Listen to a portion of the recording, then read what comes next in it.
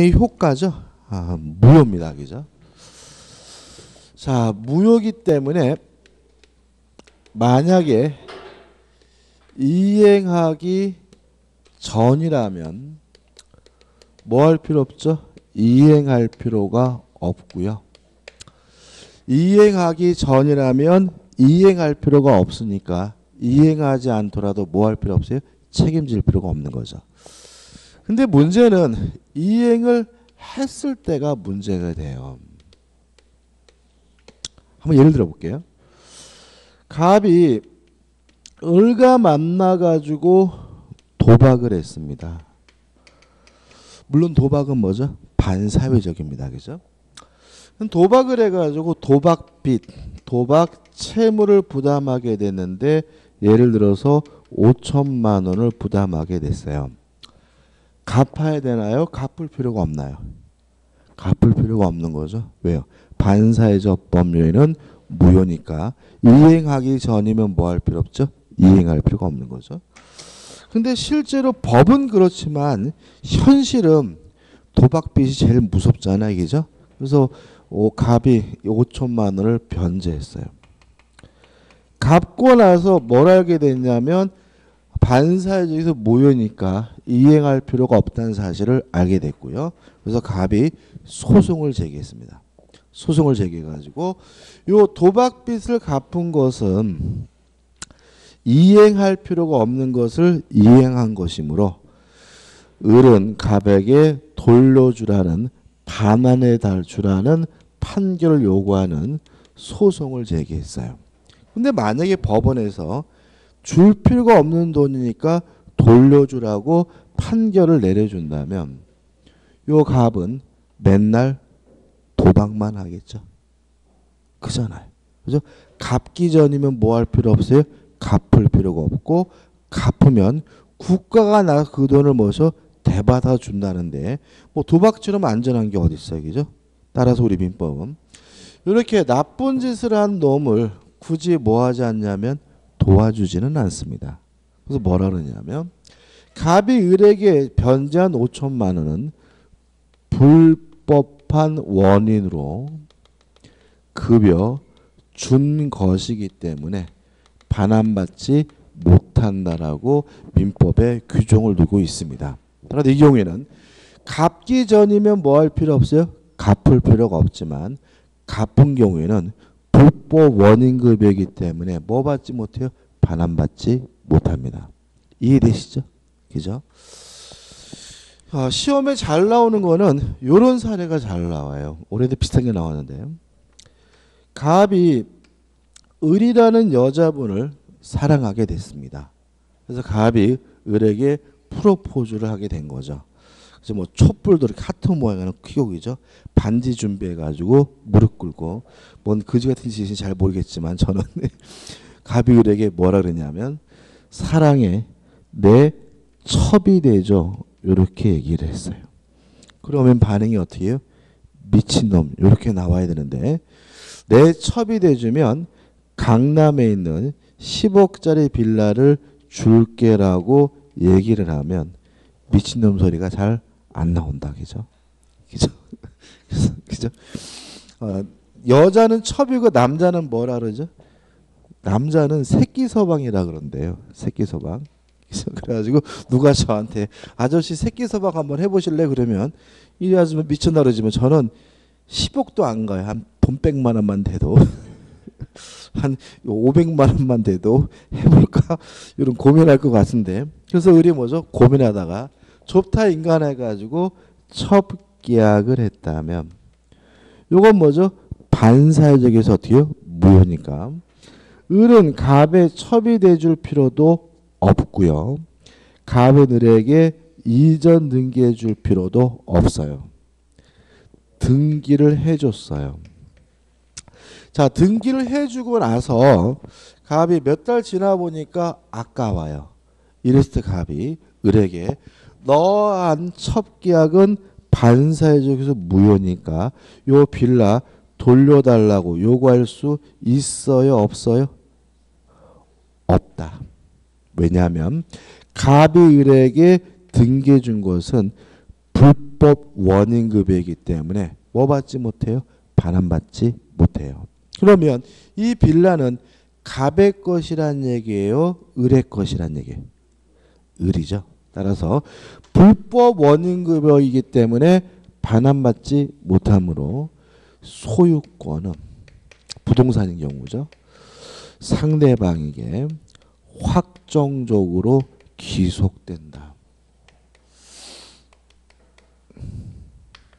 따라서 요 빌라는 누구 거죠? 을 거예요. 따라서 갑에게 돌려줄 필요도 없고요. 을이 이 빌라를 병에게 팔아먹고 병에게 등기를 해준 것은 지껏 지가 팔아먹은 것이니까 병은 선이든 악이든 묻지 않고 항상 뭘 갖게 돼요? 소유권을 갖게 된다는 거 주의하시기 바랍니다. 자, 불법 원인급여는 뭐 받지 못해요? 반환받지 못하므로 소유권은 누구에게 넘어갑니까? 상대방에게 확정적으로 기속되게 된다는 거 꼭 기억해 두시기 바라요. 그 다음에 항상 그러느냐? 아닐 수가 있어요. 만약에 두 당사자 중에 불법 없는 당사자는 반환받는 것이 가능하다는 것까지 기억해 두시면 퍼펙트 하고요. 요거는 뭘 생각하시면 되냐면 인질범을 생각하시면 돼요. 자, 한번 생각해 보세요. 네 딸 데리고 있다 1억 부져라 라고 하길래 1억을 주기로 약속했어요. 물론 인질범을 빼내기 위해서 1억을 주기로 한 것은 반사회적이어서 어떻게 무효니까 주기 전이면 뭐 할 필요 없어요? 줄 필요가 없는 거죠. 근데 실제로 어떻게 해요? 줬어요. 주고 나서 범인을 잡았어요. 그러면 당연히 내가 준 1억 내놓으라고 뭐 할 수 있어요? 요구할 수 있겠죠. 왜 그러는 거예요? 1억을 준 사람은 나쁜 사람이 아니잖아요. 두 당사자 중에서 누구예요? 불법 없는 당사자. 일반적으로 불법 없는 당사자는 누가 되냐면 피해자가 됩니다. 피해자는 뭐 받을 수 있습니까? 돌려받는 것이 가능하다는 것까지 꼭 기억해 두시기 바랍니다. 끝입니다. 그 다음에 넘겨보시면 뭐가 나오냐면 동계불법이 나오죠. 아까 했어요. 자, 법률행위 자체는 반사회적이지 않지만 그것을 하게 된 동기가 반사회적인 경우에는 언제 무효죠? 동기가 표시가 되거나 상대방에게 알려진 경우에 그때 비로소 뭐죠? 무효다. 이게 뭐죠? 판례 입장이고 교재에 나와 있는 내용이고요. 대표이자 한번 풀어볼까요?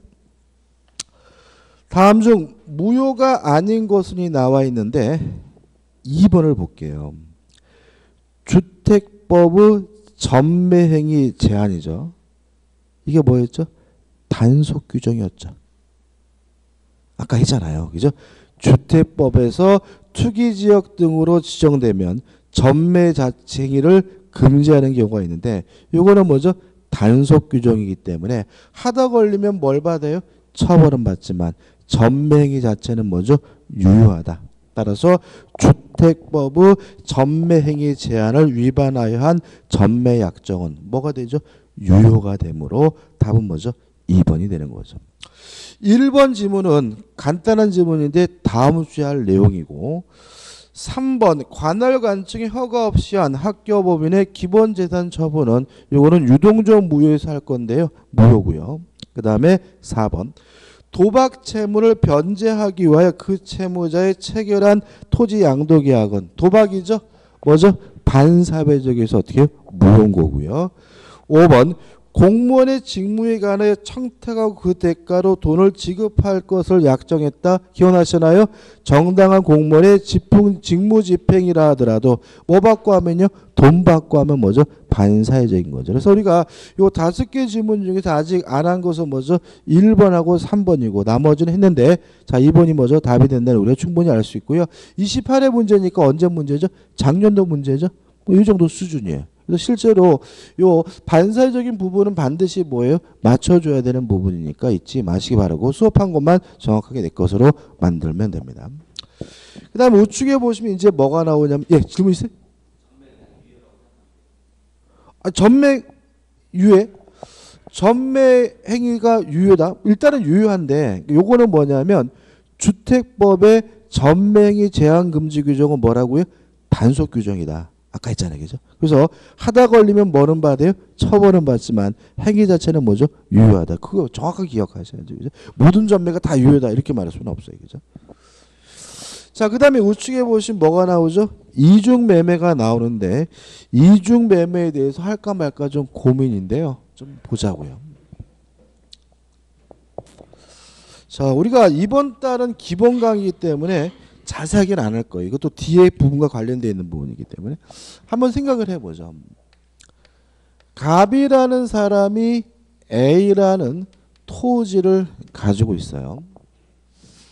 근데 을과 만나가지고 예를 들어서 3억에 매매 계약을 하고요. 을이 갑에게 3억 원 대금을 다 지급을 했는데 문제는 갑자기 이 땅이 3억짜리가 5억으로 뭐 했냐면 폭등을 했어요. 그러면 을의 입장에서는 왔다죠. 왜요? 사자마자 얼마 벌었어요? 2억. 갑의 입장에서는 환장하겠죠. 왜요? 좀만 늦게 받았으면 얼마 받았을 땅이에요? 5억 받았을 땅인데 뭐죠? 3억밖에 못 받았잖아요. 보통 이런 일이 벌어지게 되면 갑이 을한테 전화하죠. 아이고 안녕하세요. 제가 이거 땅을 등기해 줘야 되는데 왜 땅값이 5억이라네요? 그 말은 뭐죠? 돈 좀 더 달라는 얘기잖아요. 그죠? 근데 을이 돈 더 줄 일이 없어요. 왜요? 이미 매매 대금을 다 준 상태니까. 아예 아저씨 그 쓸데없는 얘기하지 말고 빨리 뭐 해주세요? 이전 등기해 주세요라고 지랄거리겠죠? 그래서 갑이 고민하다가 내가 너한테 3억 받고 넘겨줄 수는 없다 해서 병과 만나서 5억에 매매 계약을 했어요. 이렇게 똑같은 물건을 두 번 팔아먹는 걸 우리가 뭐죠? 이중 매매라고 합니다. 자, 이러한 이중 매매는 원칙적으로 유효합니다. 자, 이중 매매는 원칙적으로는 유효하다는 말은 갑과 을 간의 첫 번째 매매 계약 물론 뭐죠? 유효하고요. 갑과 병 간의 두 번째 매매 계약도 뭐예요? 유효한 거예요. 자, 그러면 두 매매가 유효하기 때문에 누가 소유권을 갖냐면요. 둘 중에 먼저 등기한 사람이 뭘 가져요? 소유권을 가져요. 그래서 첫째, 이중 매매는 원칙적으로 유효하므로 소유권은 누구에게 넘어가냐면 선등기자, 먼저 등기한 사람에게 소유권이 넘어갑니다. 따라서 만약에 병이 갑에게 5억을 지급했다는 이유로 갑이 병에게 이전 등기를 해줬다면 병은 확정적으로 뭘 가져요? 소유권을 갖습니다. 다시 말하면 선등기자인 병이 뭘 가져요? 소유권을 갖습니다. 이중매매는 뭐 한 거죠? 유효한 겁니다. 여기서 좀 조심할 게 있는데, 자, 두 번째인데 이게 나중에 이제 계약법에서 볼 문제인데, 자, 그럼 다시 한번 보자고요. 요 갑과 을 간의 3억으로 한 매매 계약도 유효하죠. 그죠? 근데 갑이 병에게 5억을 받고 이전 등기해주면 갑은 을에게 등기를 못 해주죠. 후발적 불능이죠. 동의하시나요? 매매 계약할 때는 등기해 줄 수가 있었는데 이제는 을에게 등기를 못 해준다면 이게 뭐죠? 후발적 불능이고 후발적 불능은 뭐죠? 유효하죠. 뭘 져야 되냐면 책임을 져야 돼요. 그래서 을은 갑에게 채무 불이행 책임을 물을 수가 있습니다. 이거 다음 나중에 할 건데 채무 불이행을 이유로 계약을 해지한 후에요. 원상회복 청구할 수가 있습니다. 을은 갑에게 내가 준 돈 3억 돌려달라. 뭐 차원에서요? 원상회복 차원에서 청구할 수가 있는데 조심할 것은 뭐냐면 여기서 원상회복해야 될 것이 금전이면 반드시 뭘 붙이냐면 이자를 붙여요. 이자가 민법 몇 프로냐면 연 5%예요. 연 5%를 붙여서 원상회복 차원에서 3억 플러스 이자까지 돌려받게 되고요. 그 다음에 또 우리가 기억나시나요? 저번 주에 위법행위이면 뭘 청구할 수 있어요? 손해배상을 청구할 수 있는데 손해배상 원인은 불법행위거나 뭐 해야 돼요? 채무불행이잖아요. 자, 갑이 을에게 등기를 못 해주는 건 뭐죠? 채무불행이죠. 불법행위죠. 따라서 을은 병에게 별도로 뭘 청구할 수 있냐면 손해배상을 청구하게 되는데 요 손해는 어떻게 해서 내냐면 이행이익이 손해예요. 그러니까 이행이익이라는 말은 뭐냐면 을이 갑이 을에게 정상적으로 등기해줬다면 을이 벌 수 있었던 이익이 뭐죠? 손해예요. 얼마 벌 수 있었죠? 2억. 그러면 2억에 대해서는 손해배상으로 청구하게 됩니다.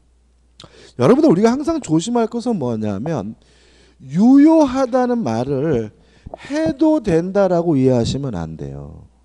누누이 말씀드리지만 무효라는 말은 이행할 필요가 없고 이행하지 않아도 뭐 하지 않아요? 책임지지 않는다는 얘기고요. 유효라는 말은 이행을 해야 하고 이행을 못하면 책임을 져야 되는 것이 뭐죠? 유효한 거예요. 이중매매가 유효하다는 말은 이중매매를 해도 된다는 말이 아니라 갑은 뭘 줘야 돼요? 책임을 져야 된다는 얘기예요. 그럼 이렇게 되는 거죠. 첫 번째 매매계약도 유효하고 두 번째 매매계약도 유효하니까 갑은 을에게도 책임져야 되고 병에게도 뭘 져야 돼요? 책임을 져야 돼요.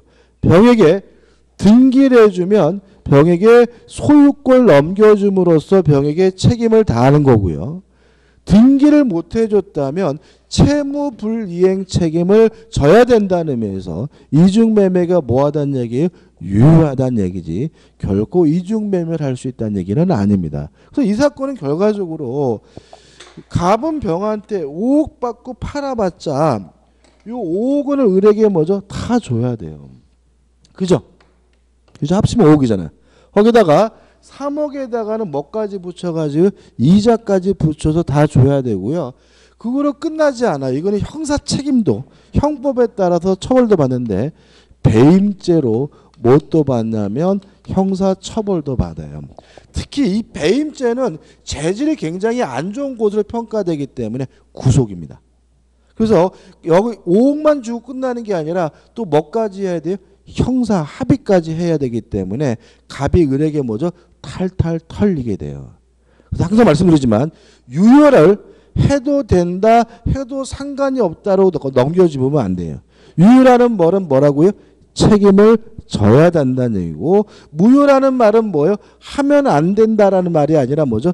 책임질 필요가 없다라는 의미가 된다는 항상 가져가셔야 돼요. 그래서 물론 저번 주에도 계속 말씀드렸는데 올해 시험도 뭐가 나왔다고요?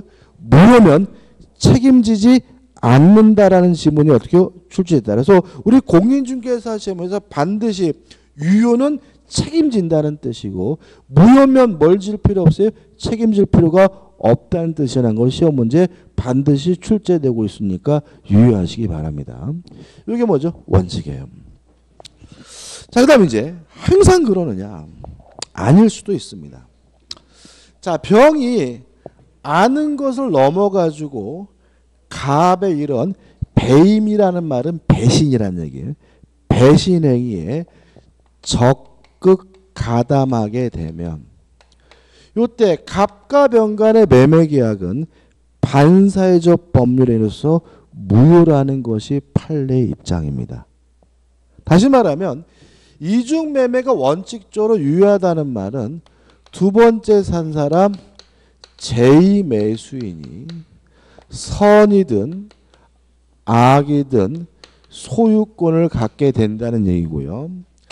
다만 예외적으로 아는 것을 넘어서 제2매수인이 적극 가담하게 되면 이때는 갑과 병 간의 이중매매는 반사회적 법률행위로서 무효라는 것이 우리 판례 입장입니다. 자, 갑과 병 간의 매매 계약이 반사회적이란 이유로 무효가 되려면 어떻게 해야 돼요? 적극 가담해야 된다는 거 잊지 마시기 바랍니다. 아는 것을 넘어서 어떻게 해요? 적극 가담해야 됩니다. 그럼 한번 생각해 보죠. 만약에 병이 갑의 배신행위에 적극 가담했어요. 그러면 요 매매 계약은 반사회적에서 무효고요. 매매가 무효면 무엇도 무효냐면 등기도 무효예요. 그러면 소유권은 누구에게 있다는 거예요? 소유권은 누구에게 있는 겁니까? 갑에게 있겠죠. 그죠? 왜요? 갑에서 병으로 등기가 무효면 소유권이 안 넘어왔다는 얘기잖아요. 그러면 갑이 소유권자란 이유로 병의 등기에 대해서 말소해달라고 갑이 청구할 수 있을까요? 없을까요? 없다. 왜냐하면 적극 가담했다는 이유로 무효가 되는 이유는 반사회적인 무효잖아요. 요거죠. 이행한 것은 불법 원인급여이기 때문에 뭐 받지 못해요? 반환받지 못합니다. 따라서 갑 스스로 무효임을 주장하면서 병의 등기를 말소해달라고 뭐 하지 못해요? 청구하지 못해요. 다만 제1매수인은 병의 등기에 대해서 말소해달라고 청구할 수가 있는데 주의하실 것은 을이 병에게 직접 말소해달라고 청구할 수는 없고요.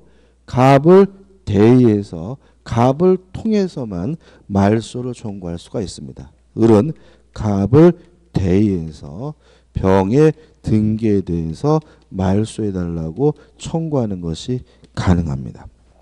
자, 우리가 나중에 이제 공부하다 보면 대의해서 청구한다라는 것이 대단히 중요한 논점이에요. 그래서 어떻게 시험 문제에 나오냐면 을은 병에게 직접 이전 등기해달라고 청구할 수 있다. X.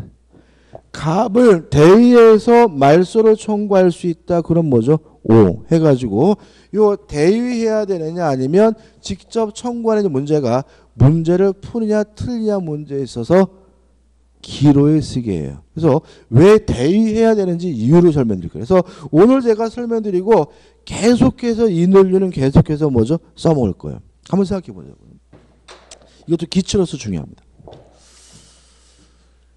물권이라는 권리와 채권이라는 권리를 구별해 볼 거예요. 자, 물권이라는 권리는 뭐냐 하면 물건에 대한 권리를 물권이라고 합니다. 물권이 뭐라고요? 물건에 대한 권리예요. 그럼 생각해 보자고요. 갑이라는 사람이 A라는 건물에 대해서 뭐가 있냐면 소유권이 있다면 소유권은 뭐죠? 물권이다. 왜냐하면 A라는 건물은 뭐예요? 물건이니까. 이해되시죠? 그 다음에 채권은 뭐냐면요. 채권은 특정한 사람에게 일정한 행위를 요구할 수 있는 권리를 우리가 뭐죠? 채권이라고 해요. 채권이 뭐라고요? 특정한 사람에게 일정한 행위를 요구할 수 있는 권리입니다. 교재 아직 안 나옵니다. 이건 우리가 물권법에 나올 거예요. 근데 미리 설명드리는 겁니다. 자, 한번 생각해 보자고요.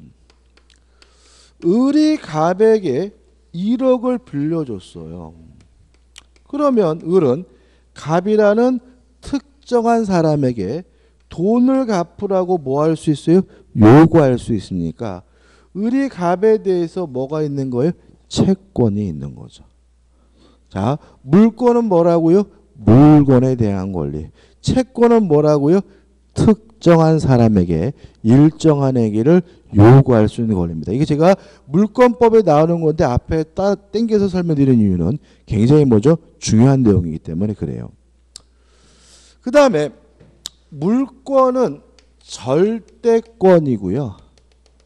채권은 상대권입니다. 자, 기억나시나요? 자, 절대가 무슨 뜻이라고요? 모든 사람. 그러면 물권이 절대권이라는 말은 모든 사람에게 주장할 수 있는 권리란 뜻이고요. 상대는 뭐라고요? 특정된 사람. 기억나시죠? 따라서 채권이 상대권이라는 말은 특정된 사람에게만 주장할 수 있는 권리라는 뜻이에요. 자, 그럼 한번 생각해 보죠.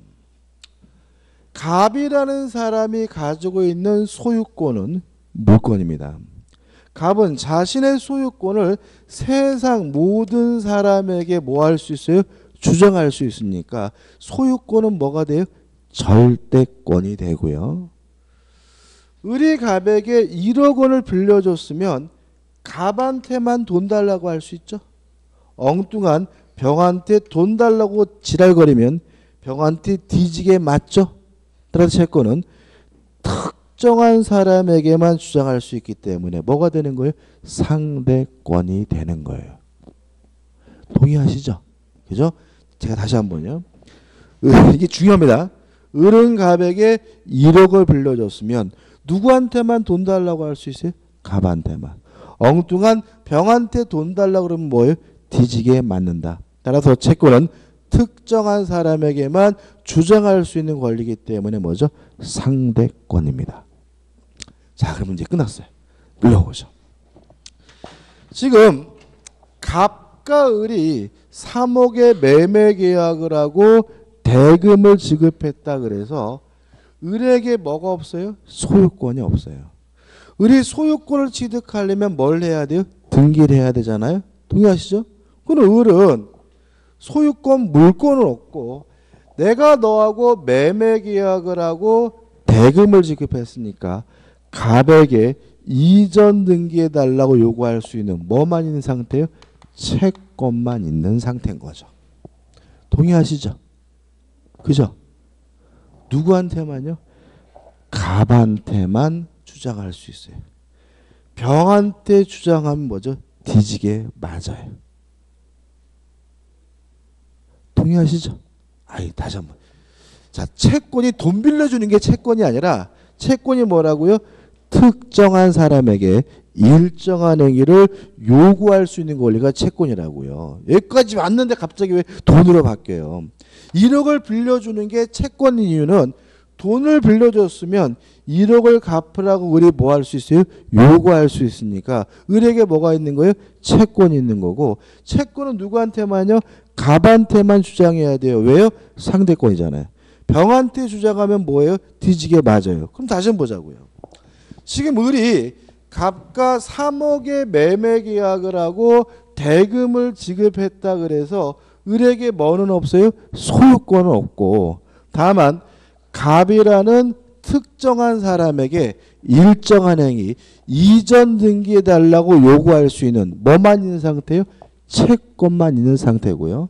채권은 상대권 누구한테만요? 갑한테만 주장할 수 있고 병한테 주장하면 뭐 한다고요? 뒤지게 맞잖아요.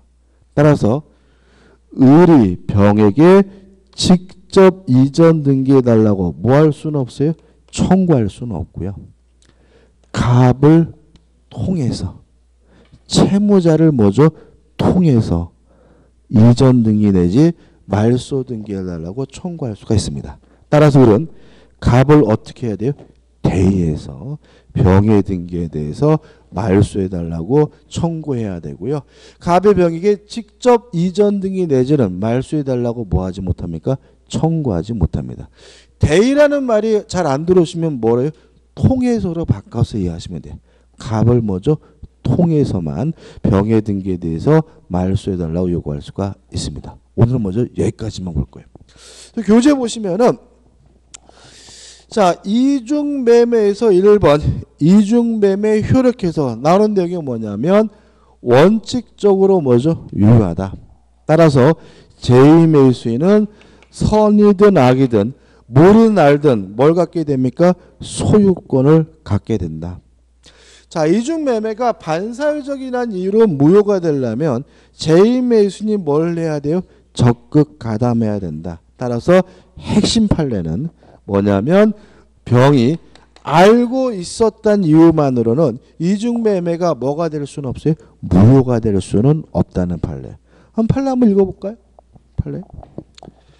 부동산의 이중매매가 반사회적 법률행위로서 무효가 되기 위하여는 매도인의 배임행위와 매수인이 매도인의 배임행위에 어떻게 해야 돼요?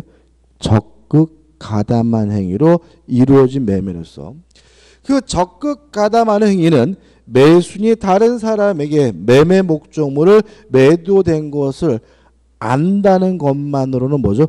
부족하고 적어도 그 매도 사실을 알고도 매도를 뭐예요? 요청하여 매매 계약에 이르는 정도가 되어야 한다. 다시 말하면 적극 가담해야 뭐죠? 반사회적이다. 그 다음에 2번은 무슨 얘기였습니까?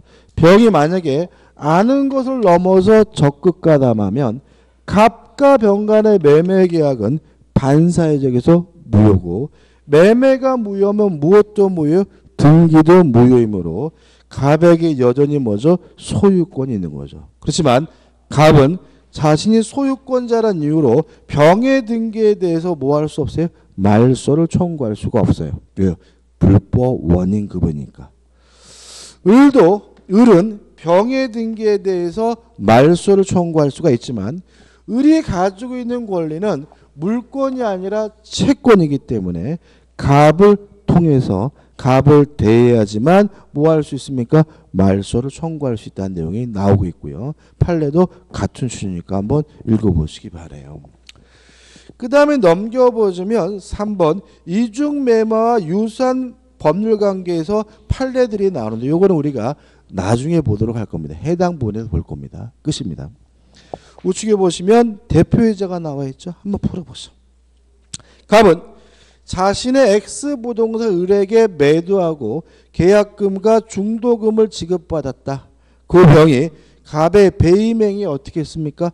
적극 가담하여 갑과 X부동산에 대한 매매 계약을 체결하고 자신의 명의로 소유권 이전되기를 마쳤다. 다음 설명은 틀린 거죠. 나중에 이제 이런 분들이 생겨요. 나는요 이런 쪽인 문제는 풀겠는데 이렇게 갑을병자만 나오면 미치겠어. 이런 분이 생기거든요. 그건 저에 대한 배신이야. 왜 그러냐면 민법의 사례는 다양하지 않아요. 항상 우리가 수업 시간에 떠든 사례가 뭐죠? 시험 문제에 나오는 거예요. 뭐가 나온다고요? 수업 시간에 떠든 사례가. 무엇도 안 바뀌어서요? 갑을병도 안 바꿔서. 만약에 이런 사례가 곤란하다면 공부를 제대로 안 하고 있는 거예요. 민법은 뭔가를 외우는 게 중요한 게 아니라 그랬어요. 그죠? 그러니까 이런 것도 여러분들 어떻게 해요? 연습장 펴놓고 한번 걸어보면서 아 이게 이런 내용이라고 사례까지 내용을 뭐죠? 기억해 두셔야 이런 문제는 뭐죠? 싹싹싹 푸시게 되는 거예요. 일단 틀린 걸 찾는데 1번 을은 병에게 소유권 이전 등기를 직접 청구할 수 없다. 5점. 그죠? 을은 병에게 직접 이전 등기해달라고 뭐 할 수 없어요? 청구할 수는 없다. 왜냐하면 을이 가지고 있는 권리는 채권. 누구한테만 주장할 수 있어요? 갑에게만 주장할 수 있습니다. 2번 을은 병에 대하여 불법행위를 이유로 손해배상을 청구할 수 있다. 5예요. 왜냐하면 병이 뭐 했습니까? 적극 가담했잖아요. 적극 가담했다는 말은 병에게 뭐가 있어요? 고의가 있다는 얘기죠. 고의나 과실로 타인에게 손해를 입히는 것을 우리가 뭐죠? 불법행위라고 했고 불법행위면 뭘 청구할 수 있어요? 손해배상을 청구할 수 있잖아요. 저번주에 했죠. 3번 갑은 계약금의 배액을 상환하고 을과 체결한 매매 계약을 해지할 수 없다. X예요. 이거 우리가 나중에 할 거고 상식적으로 아는 얘기예요. 자, 우리가 계약금을 이유로 계약을 해지하려면 중도금 받기 전까지만 할 수 있는 거죠. 아시나요? 이미 중도금을 받았다면 계약금을 이유로 계약을 뭐 할 수 없어요? 해지할 수 없는데 문제에서 뭐라고 나왔어요? 계약금과 무엇도 받았어요? 중도금까지 받았다고 나와 있으니까 3번도 뭐예요? 맞는 질문이죠. 4번 병명의 등기는 갑이 추인하더라도 유효가 될 수 없다. 맞아요. 추인이라는 말은 뭐냐면 추후에 인정한다는 얘기예요. 나중에 인정한다. 이걸 우리가 뭐죠? 추인이라고 하는데 반사회적 법률행위는 뭐 할 수 없냐면 추인할 수 없어. 이것도 나중에 정리할 거예요. 왜요? 반사회적 법률행위 뭐죠? 나쁜 짓이기 때문에. 5번. 만약 선의정이 X부동산을 병으로부터 매수하여 이전 등기를 한 경우 정은 갑과 병의 매매 계약 유효를 주장할 수 있다. X입니다. 병은 소유권이 없어요. 따라서 병이 정에게 팔아먹고 병에게 이전 등기를 해줬다면 이 정은 선이라 하더라도 뭘 취득할 수 없냐면 소유권을 취득할 수가 없어요. 따라서 답은 뭐죠? 5번이 되는 거죠. 이게 가장 어렵게 나온 형태의 문제입니다. 이 정도 우리가 어떻게 해요? 나중에 껌이고 쉽게 풀 수 있어야 돼요. 그 다음에 오늘의 마지막이 뭐죠? 불공정한 법률행위를 보도록 하겠습니다. 일단 백사조가 나와요. 제가 한번 읽어볼게요. 당사자의 궁박, 경설 또는 무경험을 인하여 현저하게 공정을 잃은 법률행위는 무효로 합니다. 불공정한 법률행위를 다른 말로는 뭐죠? 폭리행위라고 하고요. 의는 무슨 얘기냐면 이거는 특별한 것은 아니고 반사회적 법률의 한 가지 예예요. 다시 말하면 여러 가지 반사회적 중에서 한 가지 예가 뭐죠? 불공정한 법률행위 백사조라는 게 우리 판례 입장이고요. 넘겨보시면 뭐가 나오냐면 요건이 나와요. 정리를 좀 해보죠. 정리를. 자, 백사조에 따르면 일단 우리 교재가 좀 순서라는데 첫 번째 요건으로서 주관적 요건을 요구하고 있어요. 궁박점 경솔 또는 무경험을 요구하고 있고요. 그 다음에 객관적 요건으로서 뭘 요구하고 있냐면 주는 것과 받는 것 간의 현저한 불균형이죠. 현저한 불균형이 존재해야 돼요. 자, 이러한 요건을 갖추면 이게 뭐가 되냐면 불공정한 법률행위고요. 불공정한 법률행위는 무효다라고 백서조가 규정을 두고 있고요. 제가 지금 써놓은 거는 아까 읽어본 법조문을 그대로 한번 다시 쓴 거예요. 여기다 이제 우리가 살을 붙일 거예요. 첫째, 궁박이 뭐냐? 자, 궁박이라는 말은 급박한 공공이라는 얘기인데 쉬운 말로 하면 어려운 사정이에요. 다시 말하면 경제적이든 정신적이든 심리적이든 어떤 이유든지 간에 어렵기만 하면 다 뭐예요? 궁박한 거예요. 그 다음에 경솔은 뭐죠? 경솔이고 무경험은 뭐죠? 경험이 없는 것을 말하고요. 유의하실 것은 우리 판례는 여기에 또는이 하나 더 있는 것으로 봐요. 따라서 궁박 또는 경솔 또는 뭐예요? 무경험. 그 말이 무슨 말이죠? 셋 중에 한 가지만 있으면 돼요. 그 다음에 만약에 이러한 불공정한 법률행위가 나중에 할 겁니다. 이것도 대리인을 통해서 이루어졌다면 궁박 어려운지 안 어려운지는 본인을 기준으로 판단하지만 경솔했는지 또는 경험이 없는지 여부는 법률행위란 누구를 가지고 따지냐면 대리인을 기준으로 따져요. 일단 결론만 기억하시고. 그 다음에 우리 민법은 주관적 요건과 객관적 요건만을 규정하고 있지만 우리 판례는 주관적 요건에 관한 이용의사 내지는 폭리행위에 관한 악의가 필요하다는 것이 우리 판례 입장이에요. 다시 말하면 궁박 또는 경솔 또는 무경험을 뭐 해가지고요? 이용을 해가지고 폭리를 취해야 불공정한 법률행위 입장이고요. 그 다음 객관적 요건으로서 현저한 불균형이 존재해야 되는데 여기서 두 가지를 조심하시는데 첫째, 법률 행위시를 기준으로 합니다. 언제 기준으로 합니까? 법률 행위시를. 따라 나중에 가격이 폭등하거나 폭락하는 것은 뭐 하지 않아요? 고려하지 않고요. 두 번째 조심할 것은 주관적 가치는 고려하지 않아요. 오로지 뭐만 가지고요? 객관적 가치만 가지고 따지게 된다는 거 주의하시기 바라고요. 그 다음에 현저한 불균형이 존재하더라도 주관적 요건이 뭐 되진 않냐면 추정되지는 않아요. 따라서 주관적 요건이든 객관적 요건이든 모든 요건을 누가 입증해야 되냐면 무효를 주장하는 자 스스로가 입증해야 된다는 것이 우리 판례 입장입니다. 끝이에요. 그 다음에 이러한 요건을 갖추면 불공정한 법률행위로서 뭐가 돼요? 무효가 돼요. 그런데 불공정한 법률행위니까 백사조는 뭐에만 적용돼요? 법률행위에만 적용돼요.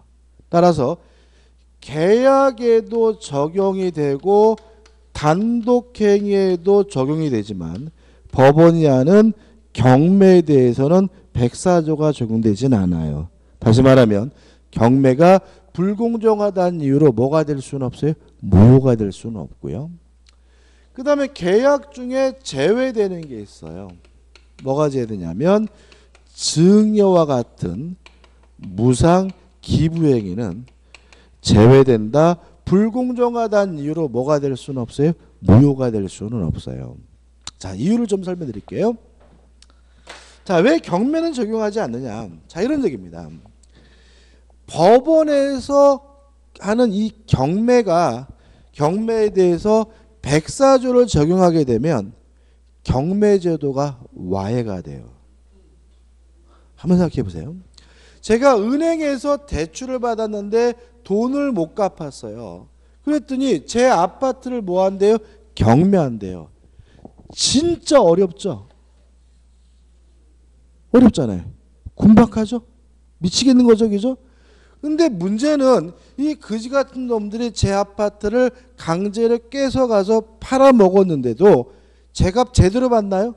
아니에요. 그러면 주는 것과 받는 것 간에 무엇도 있어요? 현저한 불균형도 있기 때문에 공교롭게도 모든 요건을 갖춰서 뭐가 돼버려요? 무효가 돼버려요. 그러면 경매제도를 뭐 할 방법이 없어요? 유지할 방법이 없기 때문에 경매에 대해서는 백사조가 적용되지 않는다. 경매는 불공정하다는 이유로 뭐가 될 수는 없어요? 무효가 될 수는 없다는 게 판례 입장이고요. 그 다음에 왜 증여와 같은 무상기부행위는 제외되느냐? 증여는 항상 현저히 불균형하죠. 증여는 항상 뭐예요? 폭리죠. 제가 제 조카에다가 애한테 용돈 10만 원 줬어요. 제가 주면 걔는 저한테 아무것도 해주지 않습니다. 그 말은 증여는 항상 어쩔 수밖에 없는 법률행위, 현저히 불균형할 수밖에 없는 법률행위죠. 증여는 항상 뭘 수밖에 없어요?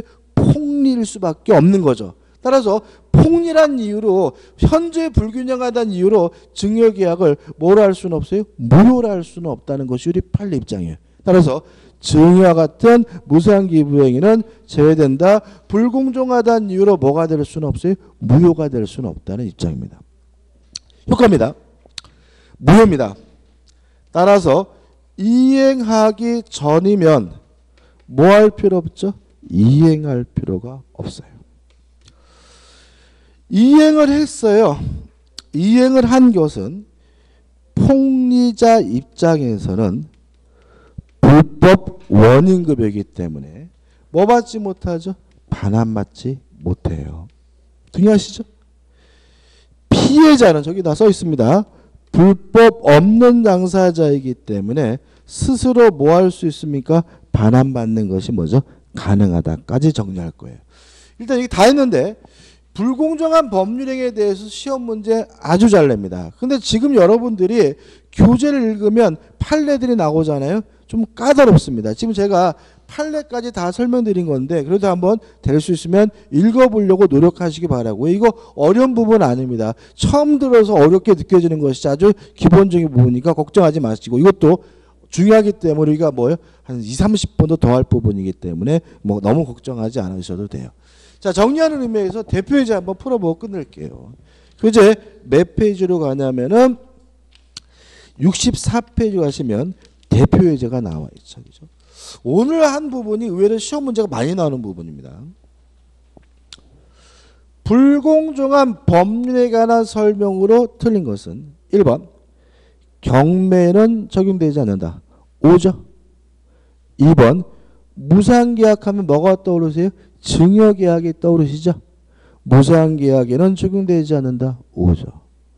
3번 불공정한 법률행위에 무효행위의 전환의 법리가 적용될 수 있다. 맞는 질문인데 이건 우리가 아직 안 한 거예요. 우리가 한 다다음 주 정도에 할 거예요. 4번 법률행위가 대리인에 의하여 행해진 경우 궁박상태는 대리인을 기준으로 판단해야 한다. X죠. 궁박 어려운 사정이 있는지 없는지는 누굴 가지고 따집니까? 본인을 기준으로 하기 때문에 답은 뭐죠? 4번이 되는 거죠. 5번 매매계약이 불공정한 법률에 해당하는지는 경매 체결 당시를 기준으로 판단한다. 요거죠.